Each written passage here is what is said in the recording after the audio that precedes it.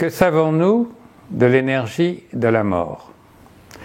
La mythanalyse explore et déchiffre nos interprétations de la vie et de la mort, qui se déclinent diversement et même contradictoirement selon les mythes symétriques fondamentaux de chaque société, dont les religions depuis toujours et aujourd'hui les sciences écrivent les récits détaillés. Les religions mettent en scène la création de l'univers et sa destinée et en imposent diversement le sens. La science étudie la matière et l'énergie auxquelles il revient à l'espèce humaine de donner un sens universel. Au nom de l'énergie, qu'elle soit divine ou matérielle, l'espèce humaine affirme, autant que les dieux qu'elle se donne, la continuité métaphysique entre la vie et la mort, physique entre la matière et l'énergie.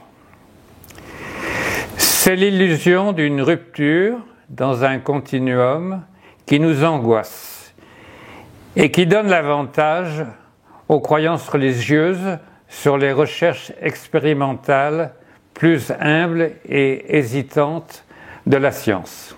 Considérons d'abord la mort comme une rupture finale. Les êtres humains divergent à cet égard de la nature à laquelle ils appartiennent pourtant corps et âme.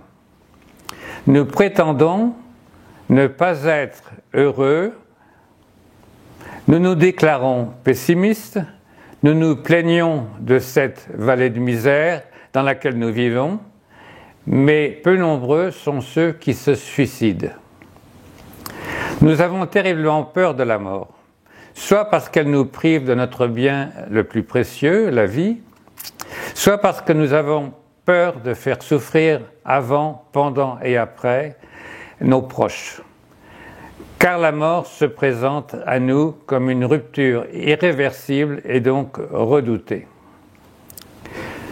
Une mort qui tue, personnifiée par Anubis dans l'Égypte antique, par le dieu grec Thanatos, par les Shinigami au Japon shintoïste, Yama dans la religion hindoue et la grande faucheuse chez nous, des dieux de diverses mythologies qui décident de notre mort et frappent et viennent nous chercher sans prévenir et sans pitié. Mais selon la science, le continuum de la matière-énergie nous laisse penser que nous aurons, après la mort, une paix éternelle dans un retour à la matière sans conscience individuelle, tandis que les religions opposent à cette vision qui frustre notre individualisme des scénarios très divers, allant du meilleur au pire selon la piété que nous aurons démontrée de notre vivant. Autant de récits mythiques où se déclinent et se retrouvent toutes les différences personnelles, sociales, hiérarchiques de notre vie terrestre comme une sorte de prolongation de notre vie au-delà du décès. L'égalitarisme social des morts n'est pas davantage à l'ordre du jour des récits mythiques de l'au-delà de la vie que dans le monde des vivants. Et selon la Bible, nous ressusciterons tous d'entre les morts, jeunes, guéris de nos maladies, on le sait, ce qui est pour le moins difficile à concevoir, mais semble répondre à notre attachement à notre corps matériel et particulier. Puis voyons la mort comme une transformation. Peut-on vraiment parler d'un point de vue scientifique d'un au-delà de la vie? L'arbre mort retourne au sol de sa forêt nourricière et alimente de nouvelles pousses de la même espèce que lui, mais aussi toute une diversité de champignons, de végétaux, d'insectes, de petits animaux, qui constituent un ensemble de manifestations de la vie foisonnante et beaucoup plus extraordinaire qu'il n'a pu être à lui seul de son vivant. Car l'entropie du couple énergie-matière auquel il retourne, et dont il n'a été qu'un cas très limité, démontre une puissance cosmogonique, créatrice, qui le dépasse, quasi illimitée.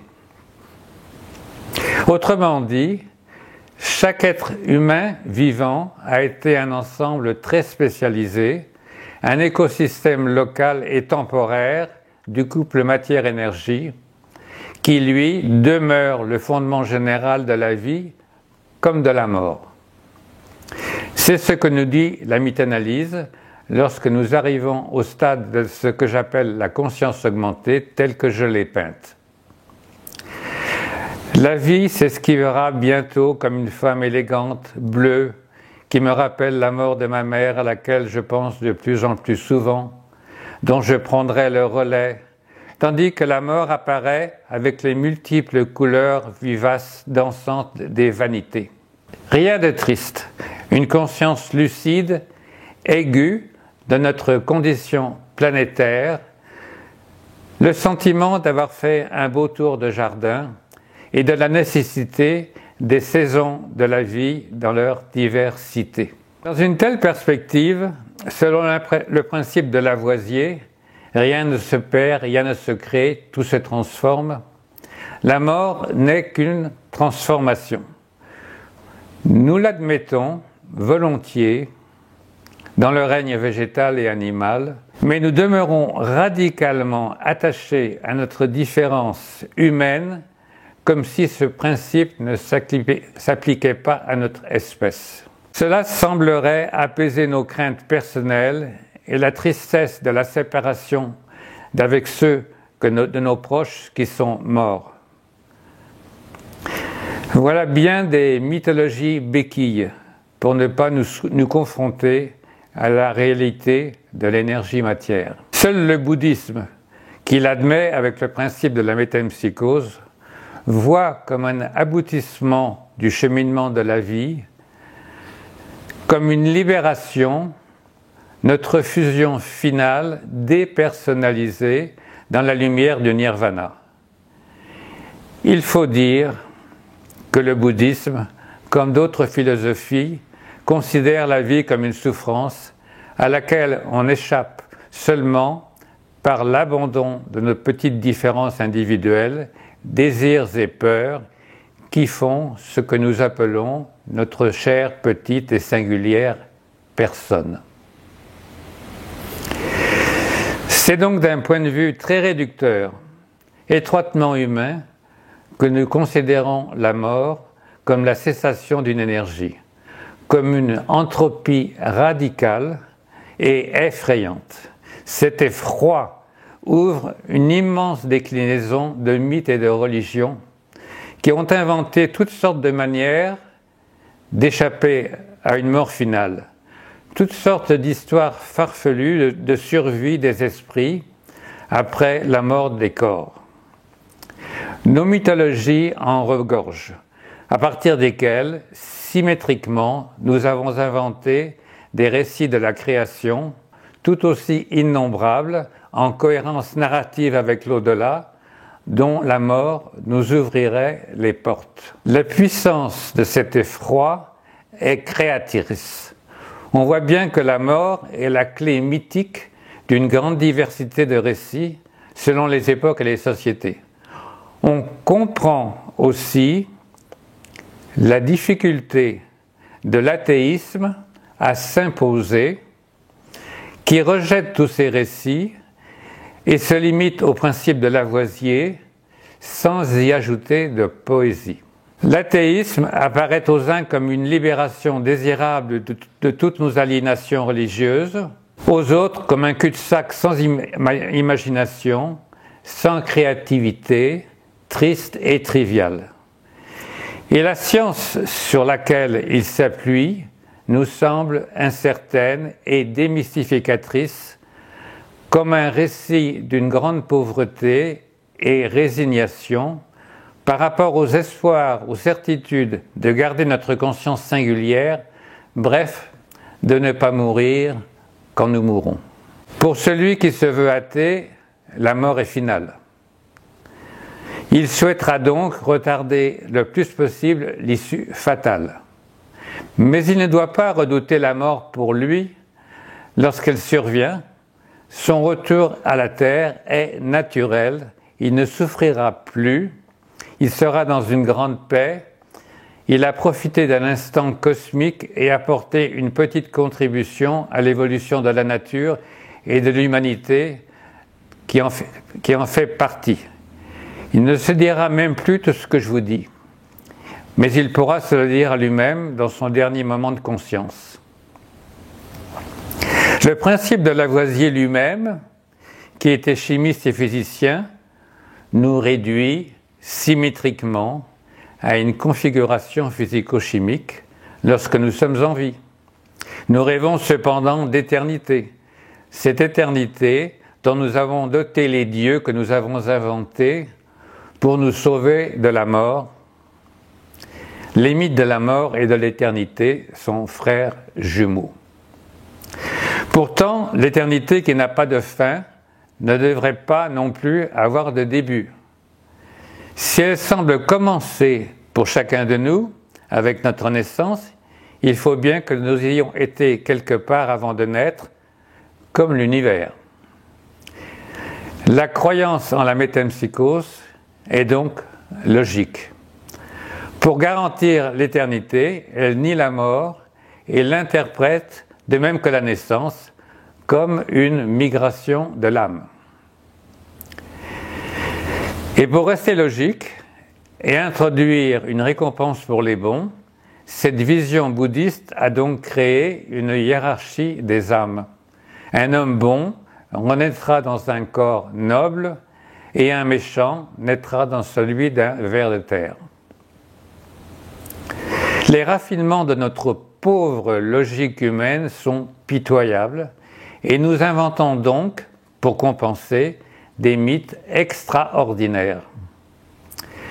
L'âme, sous ses diverses expressions selon les religions, apparaît alors comme l'idée géniale et rassurante d'être plus que de la matière-énergie, d'habiter certes un corps matériel, mais qui ne serait que la peau, le réceptacle d'une parcelle d'éternité hors de toute considération de matière et d'énergie terrestre.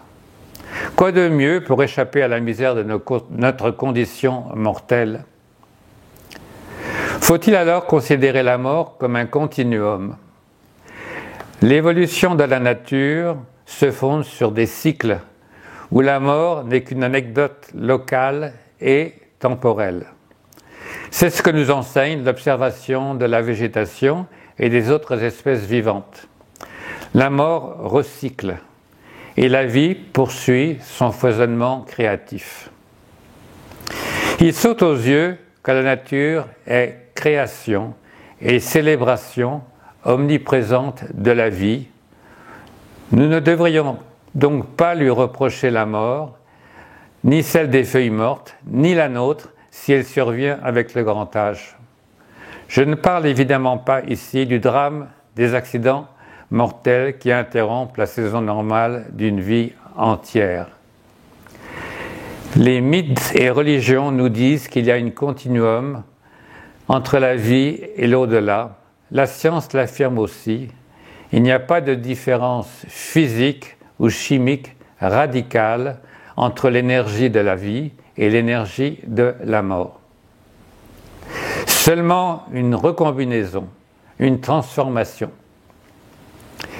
Le vitalisme exalte la vie humaine, mais à un degré que nous jugeons supérieur par rapport à la nature à laquelle nous appartenons et retournons lors de la mort. Cela ne veut pas dire qu'à nos yeux d'humains, il n'y ait pas une grande différence entre la vie et la mort, une opposition que nous tentons de maintenir avec l'arnaque pour gens riches de cocktails transhumains ou avec l'utopie numérique du post-humanisme. Nous tenons énormément à notre chère petite conscience individuelle et nous avons sans doute raison. Elle est une conquête de la vie, une liberté singulière que ne semble pas avoir le rocher, l'arbre, ni même le cheval ou le poisson, si ce n'est à un degré beaucoup plus faible. Cette singularité de notre conscience nous motive et ne serait-elle qu'une illusion, elle constitue un paramètre fondamental de la condition humaine, bien que déclinée plus ou moins intensément selon les sociétés plus collectivistes ou plus individualistes. Et nous considérons en Occident, à tort ou à raison, que cette conquête de l'individualisme est un immense progrès.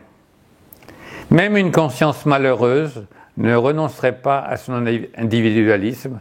Nous ne sommes pas prêts à en changer, comme de voitures ou de smartphones. Nous faisons alors le constat de la puissance de l'irrationnel. Tout ce que nous ne savons pas et que nous désirons savoir pour comprendre d'où nous venons et comment mener nos vies, nos morts le savent-ils? Le saurons-nous après notre mort? Curieux fantasme qui nous parle de nous et de rien d'autre. Et nous peuplons cet autre monde des figures de nos mythes. Nous imaginons un autre monde où nous serions débarrassés de nos limites terrestres, voire de nos souffrances. Nous l'appelons le paradis. Et même si nous ne situons pas cet autre monde dans les nuages, ou dans le ciel bleu, ou dans la terre obscure, si nous le croyons proche de nous, sur terre, invisible mais intime, et que nous y faisons vivre les esprits de la nature, de nos morts, de nos anges, de nos ennemis, il demeure que nous en éprouvons le besoin irrationnel, avec des petits autels, des rituels, des gris-gris, des églises. Le monde des eidos platoniciens et aujourd'hui le monde virtuel du numérique, le monde intelligent de nos ordinateurs et de nos mobiles, toutes ces déclinaisons d'un autre monde que nous survalorisons et qui nous libèrent de nos frustrations d'ici-bas, constituent une constante des imaginaires sociaux à travers les âges. Revenant sur mes pas dans cette réflexion, je vois la difficulté d'être à la fois athée et individualiste, c'est-à-dire tout à la fois de célébrer notre individualisme et d'en admettre l'éphémérité. C'est là où des religions comme le christianisme nous offrent mieux en nous donnant une âme personnelle que nous pouvons choyer et dont nous pourrons jouir ou souffrir dans l'éternité. L'irrationnel est plus puissant, plus répandu, plus attractif que la réduction rationaliste.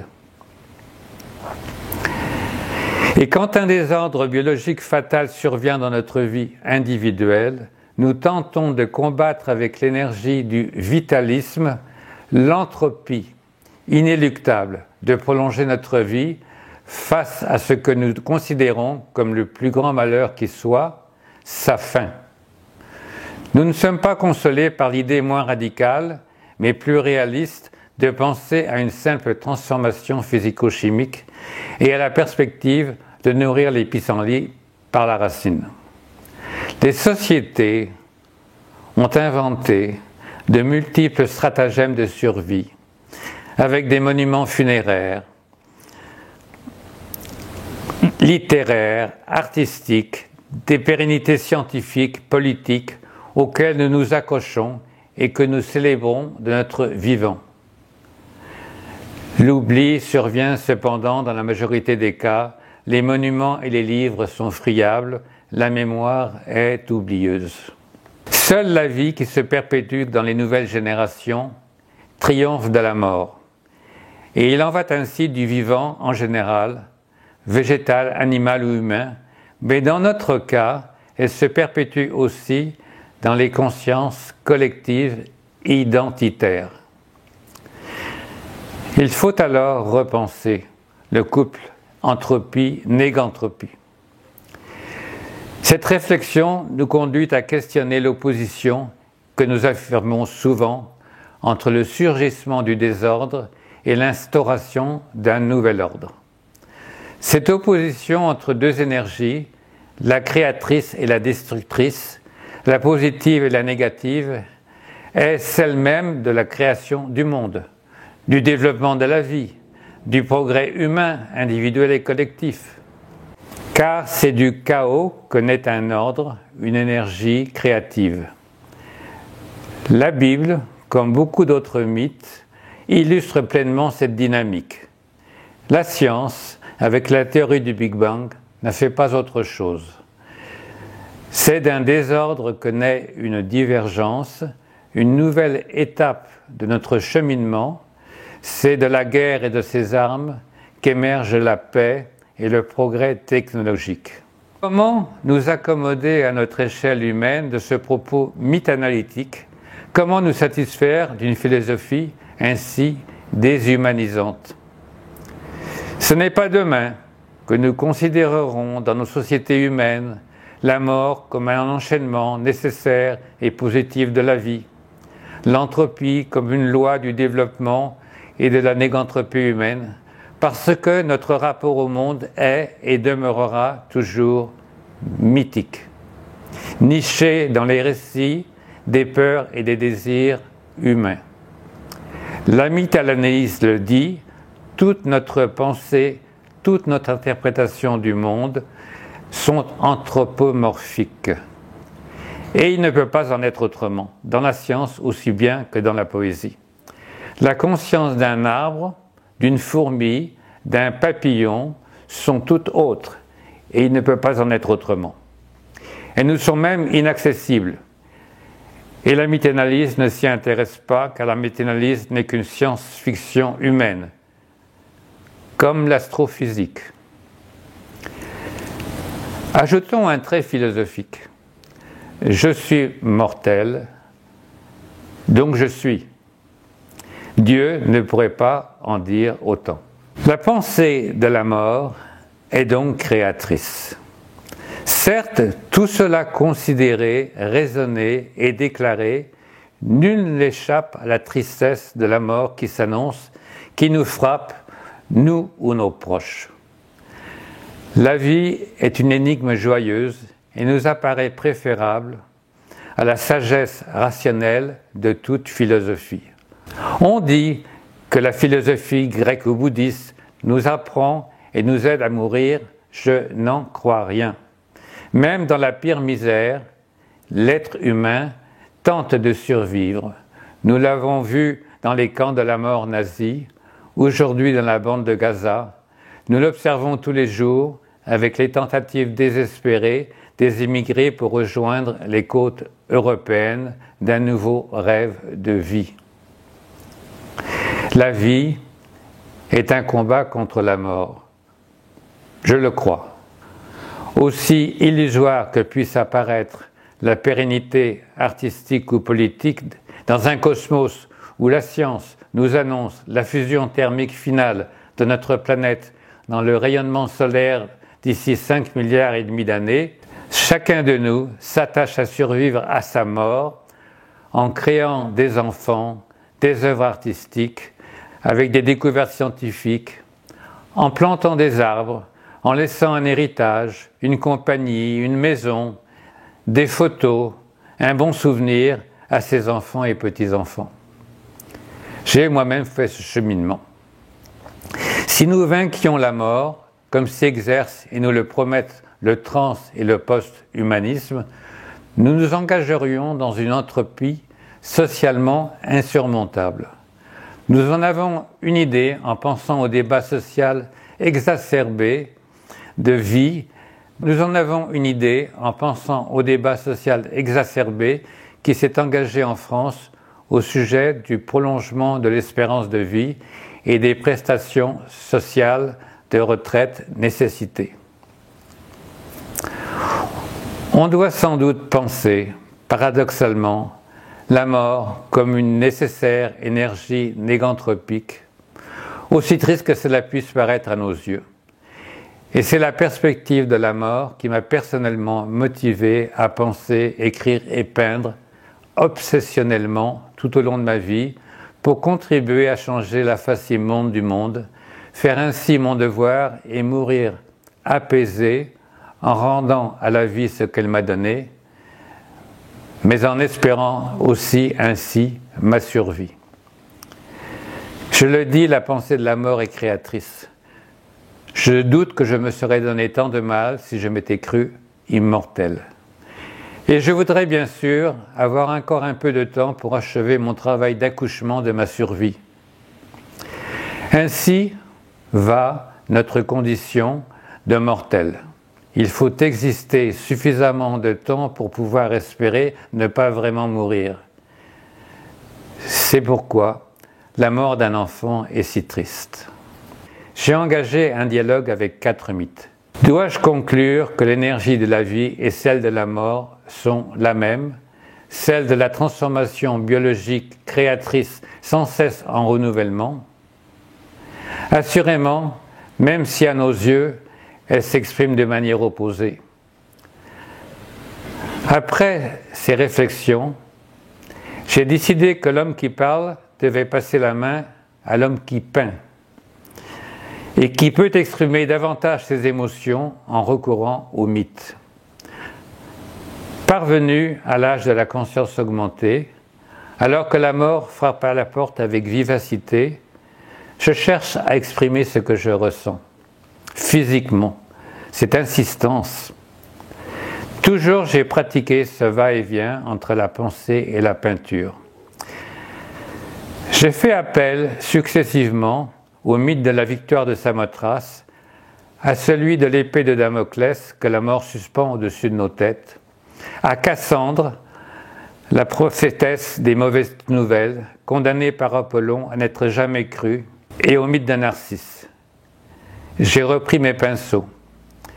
La première peinture, je l'ai intitulée « La douleur des vaincus », pensant à l'ambivalence du mythe qui ne réfère qu'au triomphe des vainqueurs et oublie qu'il y a donc aussi des vaincus, dont j'ai exprimé la douleur par une touche déchiquetée.